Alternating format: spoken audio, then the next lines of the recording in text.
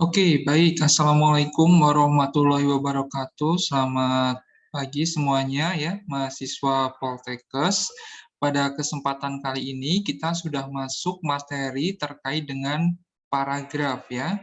Nah, jadi bagaimana nanti setelah Anda mempelajari terkait dengan diksi atau pilihan kata dan juga sudah mempelajari terkait dengan bagaimana menyusun kalimat yang efektif. Nah, hari ini kita akan mempelajari terkait dengan paragraf, yaitu bagaimana membuat sebuah paragraf yang efektif dan juga jenis-jenis dari paragraf. Nah, paragraf itu merupakan bentuk rangkaian dari beberapa kalimat yang mengandung dari satu kesatuan gagasan. Jadi paragraf ini terdiri dari rangkaian kalimat ya, diingat-ingat. Nah, pada pertemuan minggu yang lalu, tugas saya pernah meminta Anda untuk membuat sebuah paragraf. Tapi banyak sekali saat saya minta buat paragraf, Anda membuatnya malah kalimat ya. Jadi kalimat dan paragraf itu berbeda ya.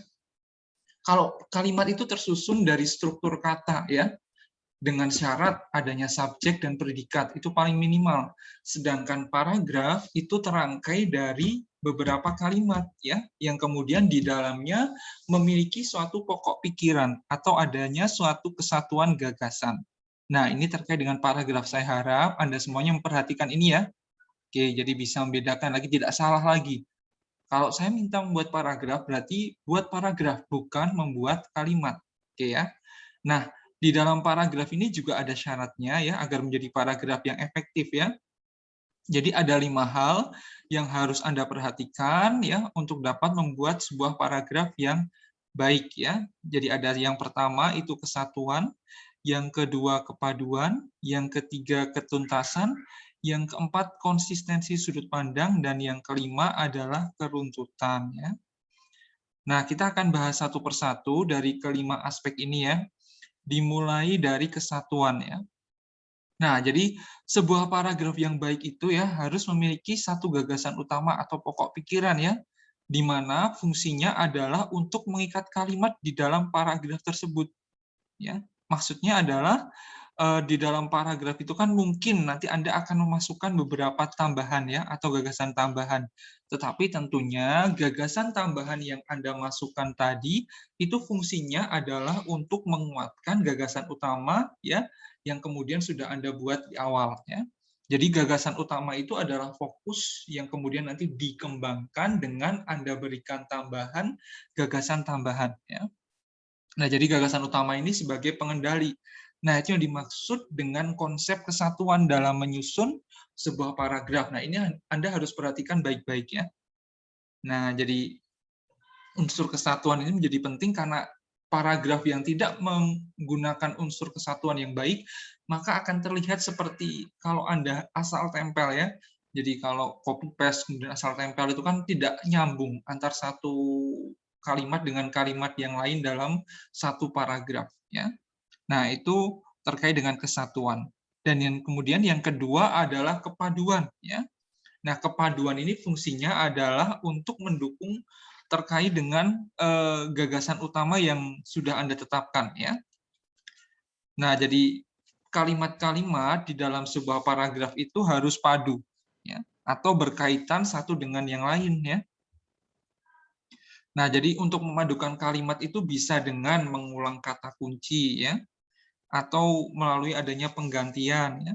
Kemudian bisa juga penghubung antar kalimat. Dan yang keempat ada keparalelan struktur. Nah, keempat hal ini sudah saya jelaskan pada saat saya membahas terkait dengan materi kalimat efektif ya. Jadi saya tidak akan mengulang lagi. Nah, Anda kalau masih bingung apa sih pengulangan kata, penggantian, penghubungan antar kalimat, kemudian keparalelan struktur, Anda buka lagi materi saya, penjelasan saya terkait dengan kalimat efektif. Ya. Nah, kita akan bahas secara singkat ya, karena saya tidak akan mengulang lagi ya. Yang pertama adalah pengulangan ya. Nah, pada konsep kepaduan paragraf yaitu dapat dibangun dengan mengulang kata yang sama ya, yang merupakan di sini adalah kata kuncinya. Ya. Nah, jadi sesekali Anda boleh tuh nanti mengulang dari kata kunci untuk menunjang unsur kepaduan ya. Nah, contohnya di sini minggu lalu kami mengadakan rapat.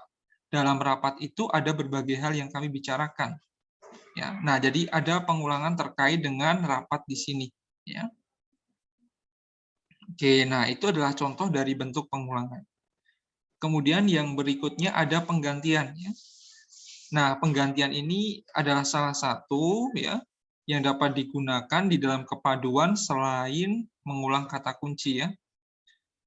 Nah, penggantian ya atau kemudian dengan kata lain kita dapat menggunakan bentuk kata yang bersinonim dengan kata kunci. Ya, contohnya virus HIV ya sesekali dapat disebut virus itu. Nah, jadi HIV kadang bisa digunakan kata ganti yang lain. Ya, jadi dengan di sini dicontoh dengan digantikan kata virus itu. Nah, jadi dalam bentuk penggantian ini tujuannya adalah untuk memberikan bentuk kepaduan hubungan penjelas tanpa harus mengulang kata kunci dengan kata kunci yang sama ya.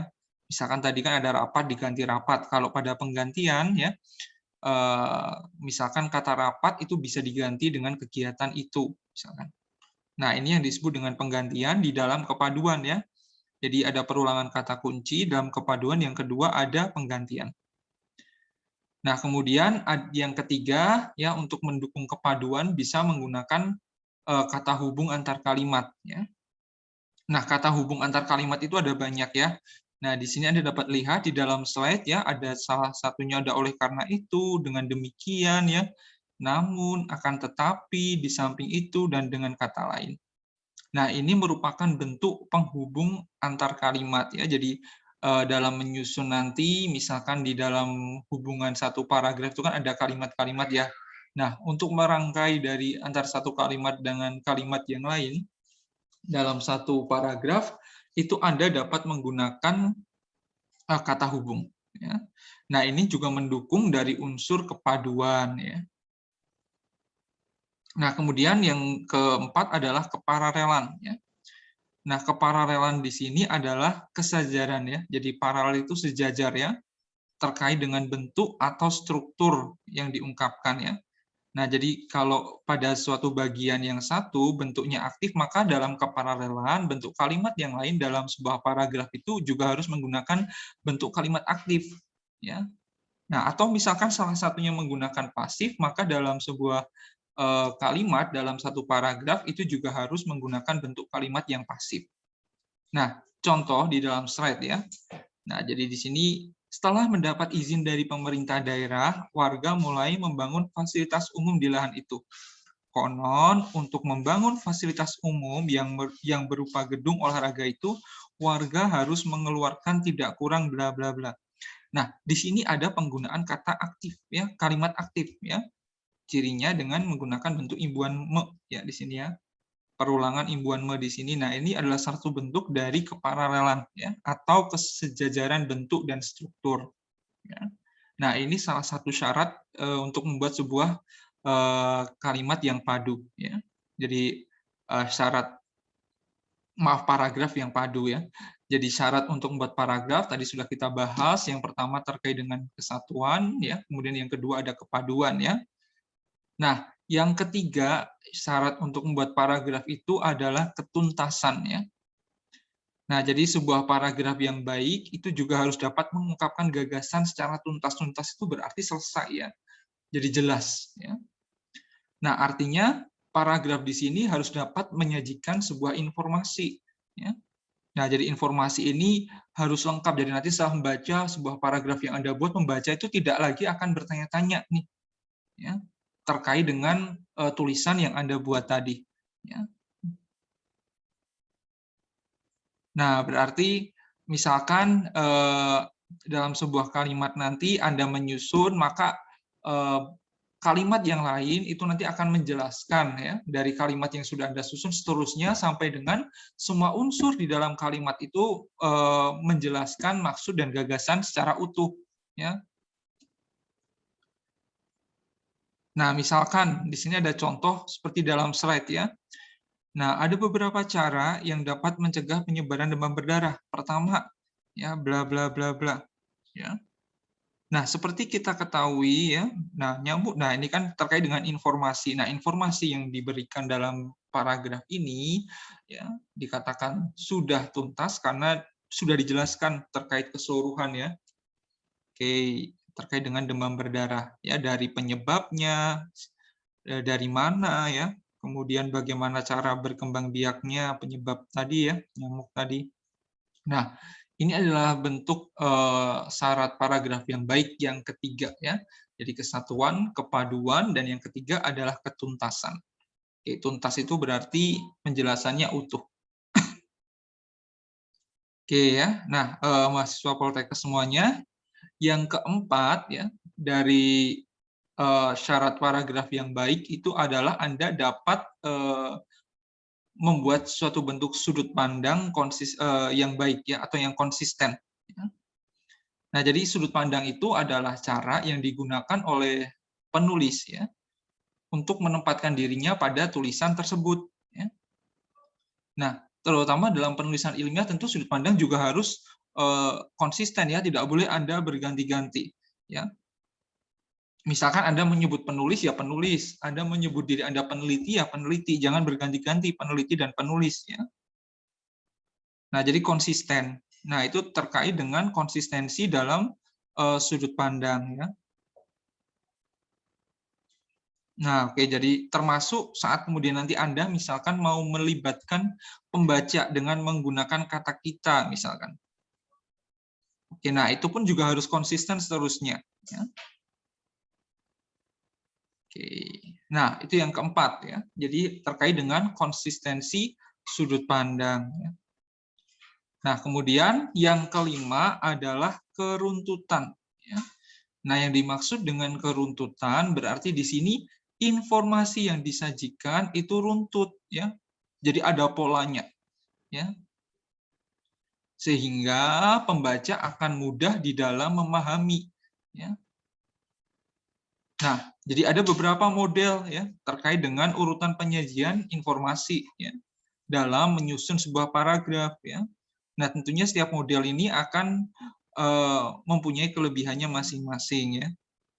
Misal dalam keruntutan itu memperhatikan dari urutan waktu ya, atau urutan umum ke khusus atau khusus ke umum misalkan, atau kausalitas misalkan, sebab akibat ya, atau kemudian pertanyaan dan jawaban dan urutan model urutan yang lain. Oke, nah itu terkait dengan keruntutan ya. Nah, jadi keruntutan ini berarti Anda nanti di dalam praktik membuat sebuah paragraf itu harus menyajikan informasi yang runtut agar ya saat pembaca membaca tulisan Anda, dia akan mudah memahami. Oke ya, saya harap sampai di sini Anda sudah jelas dan tidak keliru lagi ya. Oke, saya cukup miris saat Anda masih keliru ya. Jadi pada saya baru mengkoreksi ya, kan kita sudah masuk ke pertemuan ke-6 ini ya. Nah, pada pertemuan kedua memang saya belum menjelaskan sih terkait dengan apa itu kalimat dan paragraf. Tapi setidaknya saat Anda di SMA dulu, paling tidak sudah dikenalkan ya apa itu kalimat dan paragraf. Nah, pada pertemuan kedua setelah saya cek tugasnya tadi, saya minta membuat dalam bentuk paragraf, tapi yang dibuat ada beberapa ya sudah betul ya, tapi masih ada yang membuat dengan kalimat. Nah, ini kan cukup aneh sekali ya, atau mungkin karena memang Anda sedang banyak pekerjaan ya, karena Anda juga bekerja, tapi tidak masalah. Sekarang Anda juga harus sudah paham ya terkait dengan apa sih itu paragraf, dan Anda juga harus mulai nanti kalau melihat tugas secara detail ya.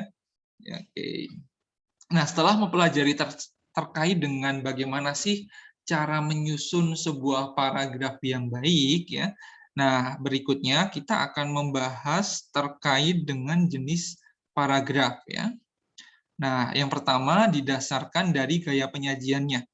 Ya, ada yang pertama adalah paragraf paparan atau paragraf eksposisi. Ya.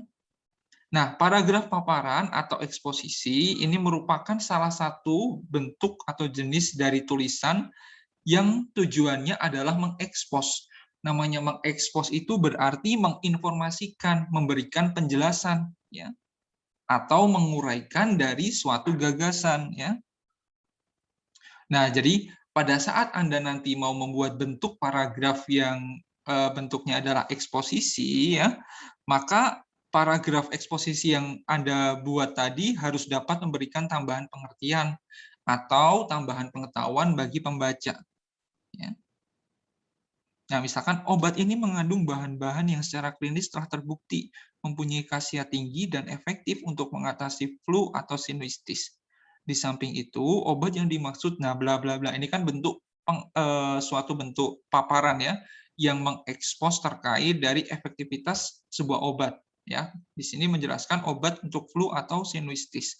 Nah, ini adalah salah satu bentuk contoh kalau nanti Anda mau membuat sebuah paragraf yang bentuknya adalah paparan atau eksposisi disebutnya ya. Nah, itu yang pertama ya, paragraf jenis paragraf didasarkan pada gaya penyajiannya. Nah, selain eksposisi ada kisahan atau nama lainnya adalah narasi ya. Nah, kalau pada kisahan atau narasi, ini adalah salah satu bentuk tulisan dalam sebuah paragraf yang tujuannya adalah menceritakan peristiwa ya, atau pengalaman manusia yang didasarkan pada perkembangan dari waktu ke waktu agar pembaca terkesan. Nah, paling banyak contoh bentuk paragraf kisahan atau narasi itu kalau Anda membaca misalkan pada cerpen, novel, ya itu kan bentuknya berupa pengisahan.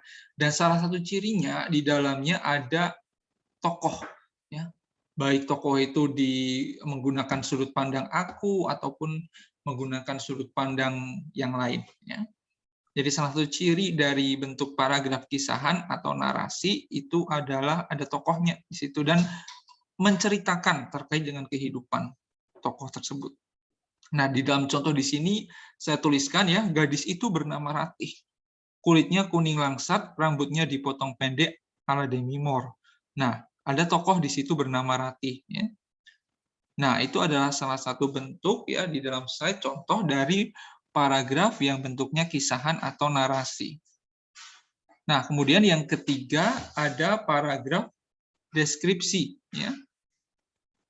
Nah, paragraf deskripsi ini merupakan bentuk gaya tulisan yang memiliki tujuan untuk memberikan gambaran secara jelas ya, suatu objek.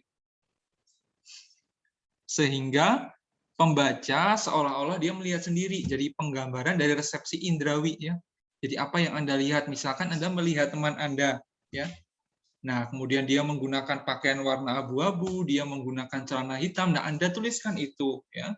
Bagaimana sih hasil pengamatan terhadap teman Anda tadi ya. Nah, itu yang kemudian masuk di dalam penjelasan deskripsi. Jadi seolah-olah pembaca dia melihat sendiri ya atau merasakan ya sesuatu yang digambarkan tersebut atau sesuatu yang dideskripsikan tersebut ya. Nah, di sini sebuah mobil bercat biru yang ditumpangi oleh sepasang muda-mudi meluncur dengan pelan menyusuri jalan kampung. Kondisi jalan sudah sepi. Nah, di sini ada kata sudah sepi. Ya. Jadi dia tidak mendengar dan tidak melihat seseorang di jalan tersebut. Nah, itu dideskripsikan. Ya. Dari hasil serapan inderawi dia. Ya. Udara di sekitar jalan itu masih terasa lembab dan basah. Nah, itu kan juga hasil resapan indrawi. Nah, apa yang dirasakan, yang dilihat, yang dia ketahui, dia kemudian deskripsikan. Nah, itu yang dimaksud dengan bentuk paragraf deskripsi. Nah, yang keempat ada paragraf argumentasi. Ya. Nah, pada bentuk paragraf argumentasi, di sini bahasan atau argumentasi merupakan corak tulisan ya, yang bentuk tulisannya itu untuk membuktikan atau meyakinkan atau mempengaruhi orang yang membaca agar ya menerima pendapat dari si penulis ya. Nah, yang membedakan dengan eksposisi ya bahwa argumentasi ini berusaha meyakinkan pembaca, sedangkan eksposisi dia hanya menjelaskan. Ya. Oke, nah di sini Anda dapat melihat ya salah satu ciri dari bentuk bahasan bentuk paragraf bahasan atau argumentasi itu kan bentuknya dia mengajak atau mempengaruhi sehingga ada kata hubung. Oleh karena itu kesadaran ya masyarakat terhadap kedisiplinan berlalu lintas perlu ditingkatkan.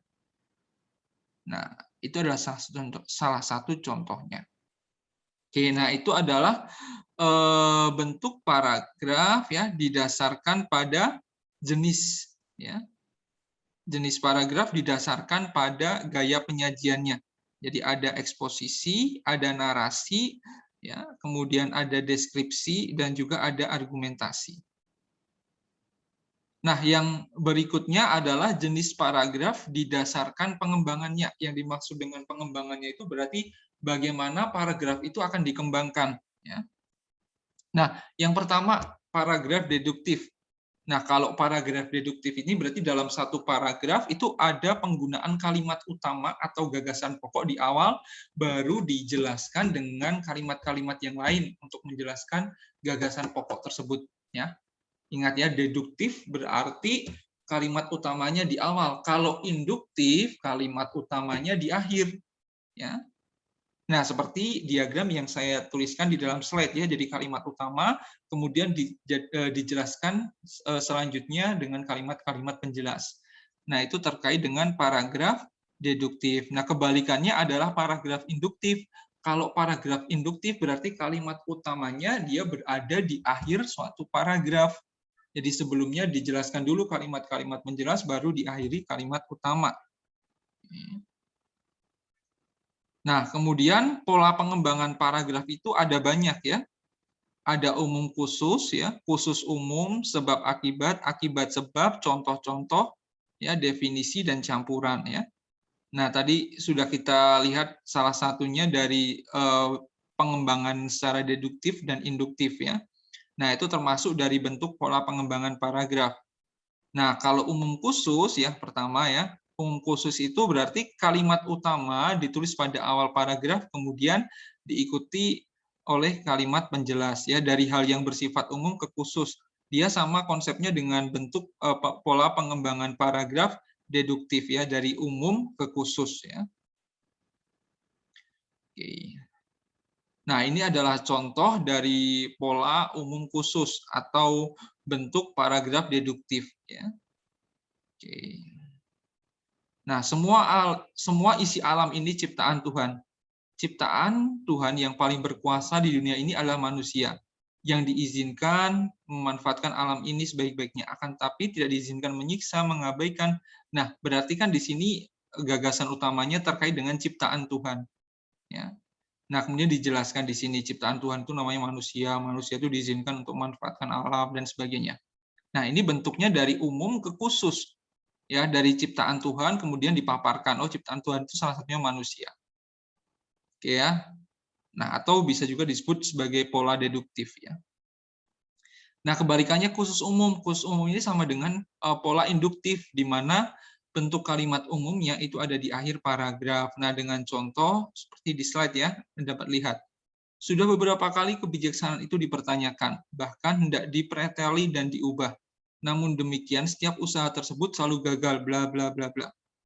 Kemudian di akhir, bukti yang lalu meyakinkan kita bahwa kebijaksanaan itu benar dan tak dapat dipreteli dan diubah. Nah, ini terkait dengan bentuk umumnya ya, yang kemudian di sini dijelaskan dari kenapa dia bukti tadi tidak dapat diubah ya. Oke, nah itu adalah pola bentuk induktif atau khusus umum ya.